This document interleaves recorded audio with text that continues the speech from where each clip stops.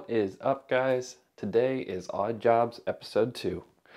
So, as you can see behind me, I've got a huge mess of parts all over here, and I really need to get these sorted out. It's been entirely too long since my Mini was running. It's been almost a week, and I am just not into that anymore. I want to be able to drive my car, and even though it's kind of getting cold outside, I just doesn't feel right with the Mini not being able to be driven. So this episode technically is starting at 8 p.m. tonight, and I'm not going to do a ton of work tonight, but I am going to kind of start this, and then I'm going to jump out there, do some work. Now, at the exact same time, I'm going to be doing a video on how to install this ManaFlow exhaust system that is a little bit more in-depth. So I am going to actually be installing this on both videos. If you want to see more information on how to install this and this and this, and how it all goes in your car, how you're supposed to connect everything, really in-depth dive into that, check out the ManaFlow exhaust video that should be coming up here relatively soon. But in the meantime, in this video, I'm just going to kind of make it a little bit more broad strokes and just give you a little bit of an idea about why I'm switching, and then we can dive into actually putting this in there. So as you guys know, if you watched the last Odd Jobs video, I have another ManaFlow exhaust, but my other exhaust was a free flow system. And the way this worked is it was all one unit, and that is pretty cool and all. I mean, I thought that it would be more beneficial, and good Lord, this thing is so much heavier than the other exhaust system. I had no idea. But because this was all one piece, it's really difficult to kind of feed that down into your engine bay. And on top of that, the way this is casted on the back here, one, this pipe is slightly larger than the other two. But in addition to that, the way it's casted, if you can see, this one, this is your center pipe right here. So this center pipe is replacing the middle pipe on this unit. This bends down sooner up at the top there. And in my car, I have got a remote shift system, but it's actually from an Austin, America. And the result of that is that it uses a sandwich plate to connect the remote shift housing to the bottom of the transmission. So it's not normally a big deal if it's in an Austin, America, where there's a lot of room, but in the Minis, there's not a lot of room down there, and it all gets really tight. And then this was bouncing up against my firewall every time I accelerated the damn car, and it was just getting too much. And in addition to that, there was a lot of blow-by happening. I don't know if that was my fault or if this was just getting warped when it was getting pressed onto the firewall. Either way, it's not cutting it for my car anymore. So this is not to say that these are not great exhaust systems. I actually think these are really great. It has a nice note. It's a little bit quieter than I think this dual pipe is going to be. And this is also easier to work with once it's in the car. But getting it in there, that's actually pretty damn tough. So as you can see, I cut the bottom off of that because I was just not having it. It was not cooperating with me. So I'll get back to this in a little bit and installing this in the car. But in the meantime, I am going to be reinstalling my engine steady. I'm going to install a new heater valve outlet. I think that's going to look really nice. I have an old switch one, like a manual lever, and it leaks now. It's just really old. So I am replacing it with, let's see if I get that in focus. I'm replacing it with this, which is just a small cast, I think aluminum, half-inch heater takeoff. And I think it's going to look really good. It's going to clean up that engine bay real nice. So that's tonight. And then I think from your perspective, it'll just be like a minute or two, but for me, it'll be a couple days. And then I'll jump out there and start working on the rest of the exhaust and then all that stuff. All right, to start off, I think I'm just going to go ahead and tackle this heater hose pipe right here. As you can see, I've got a kind of valve system here, and then it comes up to 90-degree angle and then runs over into, in my case, just back into the return for my radiator. But most of you, if you have a heater in your car, it'll either run straight out the back here and into one of the holes where these master cylinders are if you have a left-hand drive car. But if it's right-hand drive like mine, it'll run back over there and then into holes on the other side where it can move into your heater. So I've got these new kind of like clampy things that I'm going to try. I got them at AutoZone, and I'm not quite sure if they're going to work or not, but let's give it a shot. So the idea behind these is that they clamp off the hose and prevent anything from coming out of it while you are working on it. So let's clamp that down. And that's pretty tight. See how that works. I'm not sure that it's actually clamping it, but we'll know when it starts to make a mess. If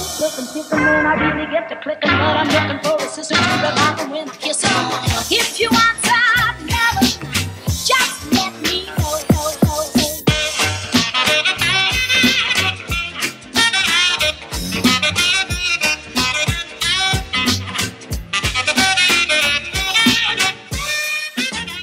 Now while I'm doing this is kind of a chance for me to reduce the amount of joints that I have here, because there are 1, 2, 3 joints there. So I think if I can make this hose that's already here fit, I'm going to keep the hose there. If not, I've got a little extra silicone hose that I'm going to use and try and reduce that jointage there so I can prevent leaks in the future.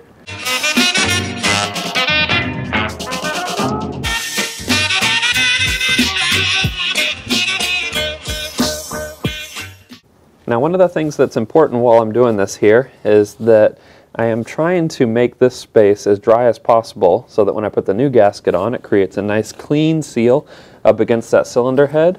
And then when we reattach everything, it doesn't leak from any of the gasket sides. There we go. See, that gasket was actually in pretty good shape. It wasn't torn or anything, but that valve was actually my problem child there. So unfortunately I have to replace that while I am doing this, because most of the time you can't reuse a gasket unless you're real ginger with it. And that one probably would be okay, but I've got a new one, so why not just go ahead and replace it. Now, if you've seen any of my other videos, I am a big proponent of this black gasket sealer. I used to use orange. You can ask any of my old friends, and they gave me a bunch of crap for that. So I had to switch to the ultra black so that it blended in a little bit. But the big thing is that I coat all of my gaskets on both sides with this gasket sealer. And the reason I do that is so that it creates a kind of a double seal, because this old cardboard works okay most of the time, but I don't want to have to fix things that are broken unless I have to. I like to enjoy my car and I like to work on it, but not prematurely. So it's pretty straightforward. I just take a little bit of this gasket sealer here, squeeze it out. And you don't need a lot on this little teeny gasket. And then I go around and I just put a light, thin coating of this stuff on both sides of the gasket. And this is just going to create a nice, like, actual seal to this gasket. Slide that down on top of these screws. And then at this point, before you touch any of your nice clean parts, make sure you take those gloves off. And then you slide, in this case, a new heater takeoff right on top. Take your nuts, which in my case are going to be really ugly now that this really pretty heater takeoff's here. You screw them back on. Tighten them down. Now this piece right here does not need to be like gorilla tight or anything. As with anything that you're tightening down, you want to kind of do it evenly. The important thing is that smushes that gasket down in there and get a nice clean seal. And there you have it. Now that was probably the simplest job I've ever done on this car, aside from filling up the gas tank. So the next step is to see if we can make this go back on here. It doesn't look like it's gonna fit.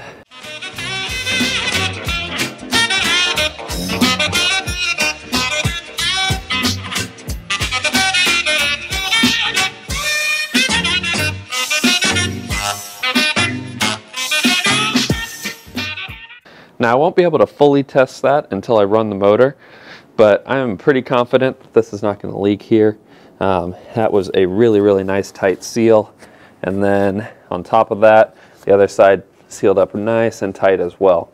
So we'll just need to double check that once we get all the parts back on the car here, but until then, let's move on to the exhaust.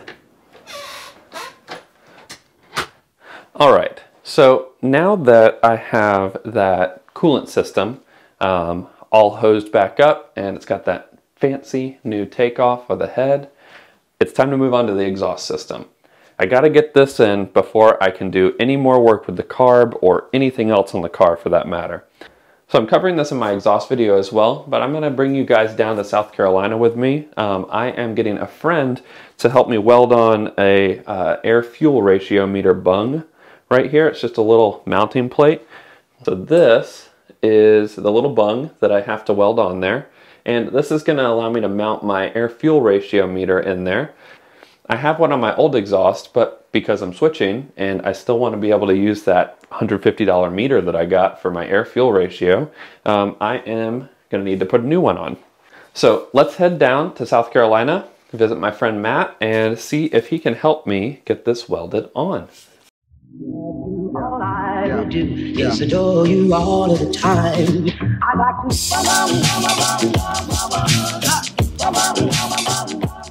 Now, I think this is the first time that you guys have ever been in my modern car. I drive a Golf GTI. It's a Mark 7.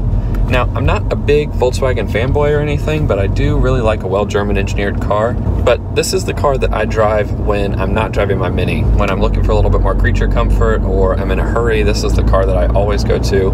And then when I'm going out on dates and things like that, you know, I generally will drive this car or my wife's Subaru. She has a Crosstrek. So to give you an idea of where I'm going right now, so I live in Charlotte, North Carolina, and I'm going to a friend's house, my friend Matt. He's a metal sculpture artist and a really good one at that. And he lives down in South Carolina. He lives just over the border in Rock Hill, and Charlotte's really close to the South Carolina border. So I'm heading down there. I know that he's going to do some great work for my exhaust, and then I'm bringing him some beer as a thank you. But before I get down there, I think that now is the perfect time for this episode's subscriber showcase.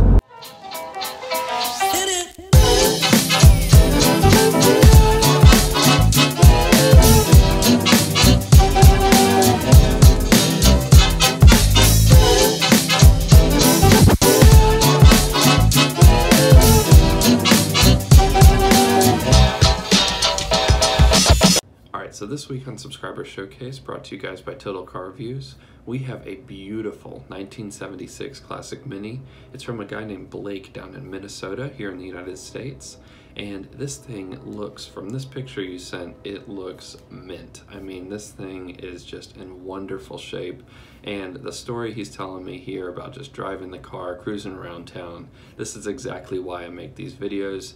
Knowing that these cars are still out on the road, that people are enjoying them, and you're just turning heads and making people smile. That's the main reason that I make these videos, so that you guys can do that with your cars. It looks like he's also done a brake job on the car. I know that's a pretty intensive job, and it also sounds like he went all the way and changed the whole suspension. So great job on that. I know that that's a really difficult job, so you know, it looks like it turned out okay. I'm assuming this picture is after the suspension job. So Blake, thanks for submitting this, and everyone else on the channel, if you're interested in having your car on Subscriber Showcase, if you want to show me your car, if you want me to post a video, anything of your car and the stuff that you've done to it, send an email to classicminidiy@gmail.com. I keep a folder with all of the different submissions that I've gotten, and I'm going to be featuring one of your cars in every episode from here on out. So keep the submissions coming so I can keep featuring your awesome cars on my channel. So that's it for Subscriber Showcase today. Let's get back to the metal shop and see what this exhaust looks like after we get some parts welded.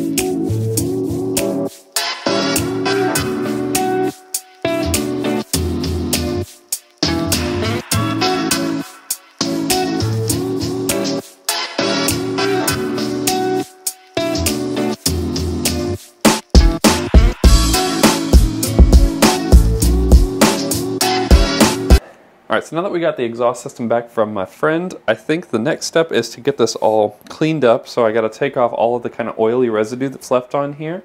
And then after I do that, I'm going to spray this with a really high temp engine paint. I used something on the last exhaust and it didn't really work out the way I wanted it to. I'm hoping this time that it's going to last a little bit better and it works a little bit better if I take some time and really clean this and get it ready for the paint. So let's go ahead and clean this up.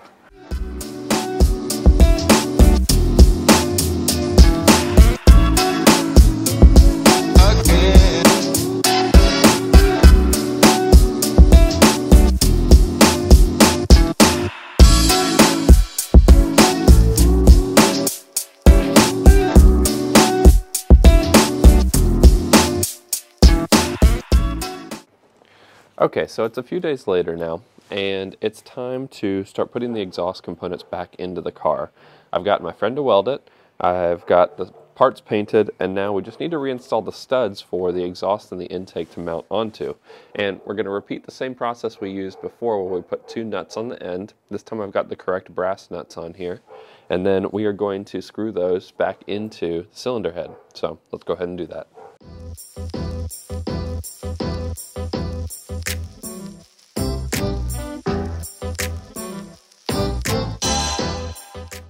Alright, so we got our studs back on. Now it's time to work the exhaust back down into its place.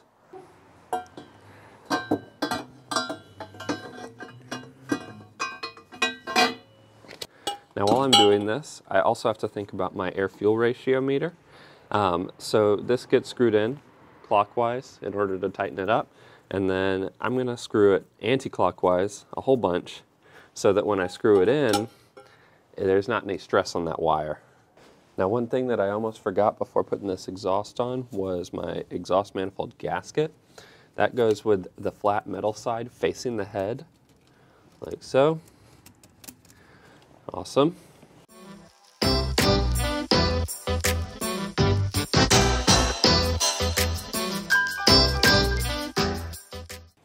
Now to start off, I'm just going to tighten these two ends down with their respective nuts and washers. Now these bolts on the end don't require one of the large specialized washers. It just requires a simple run-of-the-mill washer, but it does require this brass nut.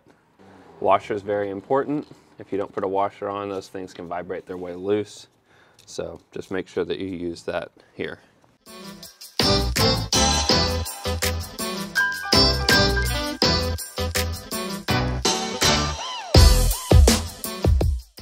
Now these don't need to go all the way tight just yet, just pretty tight. Just want it to be held in place there. This one's going to be loose until we put the intake manifold on, so don't worry too much about that. If you do have one of these air meters, you are going to want to tighten that down before we start doing anything else though.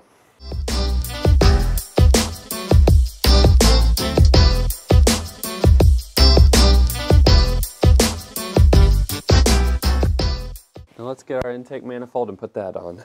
Alright, it's right here. Now if you have a dual HS2 setup, you have these little metal rings here. Make sure that those are still on your intake manifold, or they were on your head when you put this gasket on. And then you're just going to slide this over.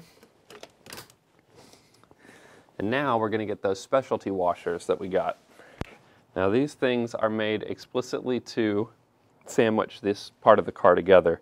If you don't have these, you're not going to create a good seal on your intake and exhaust. So 7 Mini Parts sells these if you need them, and you could probably pick them up at your local hardware store too if you know the exact spec, which I don't off the top of my head.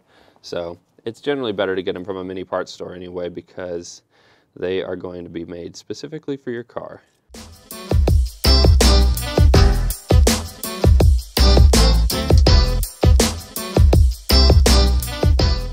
Now, I have to reinstall some things underneath the car as well. I'm not going to take you guys down there with me. It's too difficult to get this big camera up there. But effectively, I'm just reinstalling my exhaust, just reattaching all those joints that I took out earlier, and then we'll move back up here and start putting together all the stuff that was taken apart up here. All right, so now we're going to get to one of my least favorite jobs on my car. It's not always this hard. It's just difficult on my car because of the kind of mismatch of of engine components I have in here. But we're going to be putting this engine steady, we're going to reconnect that to the motor. So now the reason it's so difficult on my car is because I have a Mark I body with a 1275 motor, which is not even for a Mini, it's for an Austin America. There's just a mismatch of parts up here. If it really bothered me, I could probably take these things apart, spend some time and actually work on it. But if I'm going to do that, I'm going to be switching to a rod change gearbox.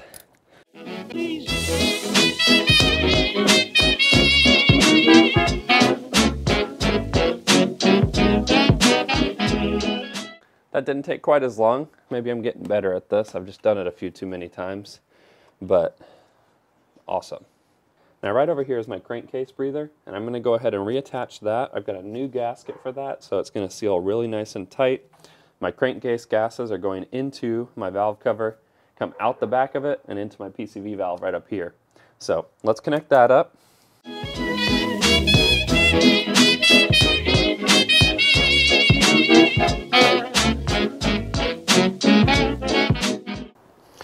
Alright, so I have all of the exhaust reattached. That was so fun to do. I just love crawling around on the concrete.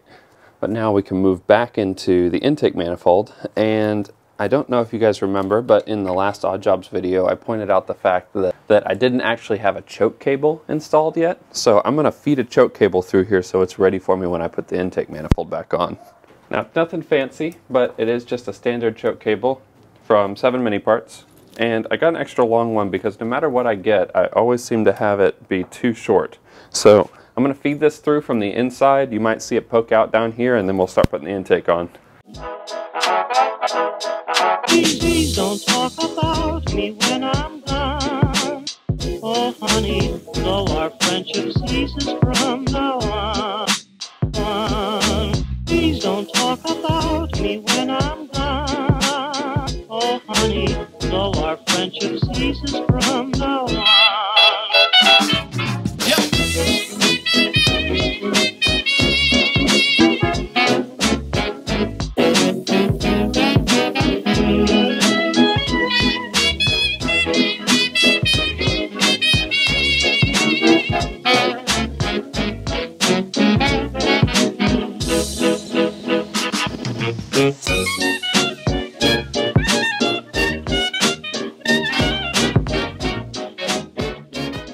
Alright, so moment of truth. Let's go and get the keys and see if we can get this to start up and run.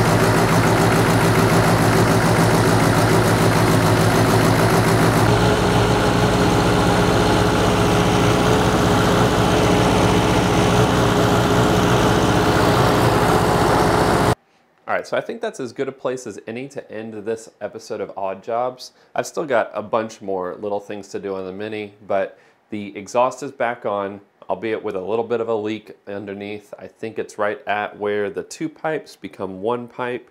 The second part of that 1 pipe, I thought I got it tight enough, but by the sounds of it, I don't think it's tight enough. But the majority of the harder work is now done, and I can now move on to the kind of smaller bits and bobs that are left over on the car, which will probably be another entire Odd Jobs video, maybe 2. So for those of you that really like this series, don't worry, there's definitely at least 2 more videos coming. And I don't know if you can see, but like any good job on the Mini, you always end up with nuts and bolts left over. Even though you found nuts and bolts for literally every part that goes back on, I still have all these extras. And I think it has to do with me replacing a lot of the parts. These are probably just spares left over from things I've replaced. So Hopefully that's the case. I don't really want to be driving on the road and my motor fall out, but I don't think it's really that likely. If you have any questions about the things I did in this video, feel free to post them in the comment section below. Otherwise, enjoy those minis and motor on.